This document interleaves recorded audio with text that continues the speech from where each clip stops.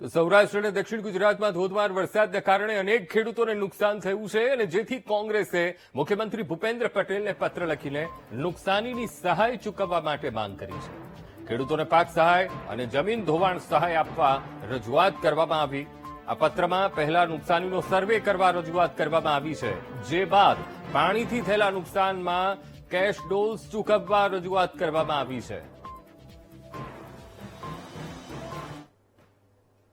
સૌરાષ્ટ્ર અને દક્ષિણ ગુજરાતના વિસ્તારોમાં છેલ્લા થોડા દિવસોમાં અતિ ભારે વરસાદ થયો છે।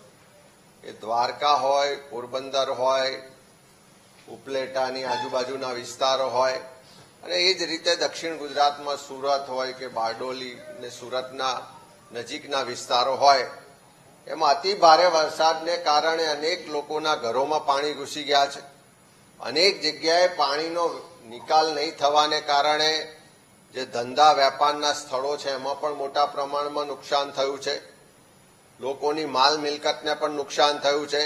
ગેડ વિસ્તારના અનેક વિસ્તારોમાં સતત પાણી ભરાઈ રહેવાને કારણે ખેતીના પાકોને પણ મોટું નુકસાન થયું છે, જમીન ધોવાણ થયું છે।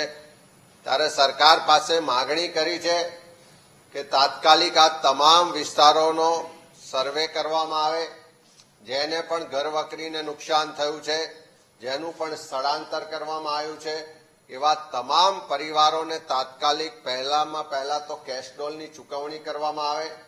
જ્યાં માલ મિલકતોને, ખેતીને, જમીનને નુકસાન થયું છે, જ્યાં કોઈ ધંધા વેપારના સ્થળો પર ધંધા વેપારના જે માલ સ્ટોક હોય એને નુકસાન થયું છે, મિલકતોને નુકસાન થયું છે, તમામનો સર્વે કરી અને તાત્કાલિક એમને પણ સહાય ચૂકવવામાં આવે।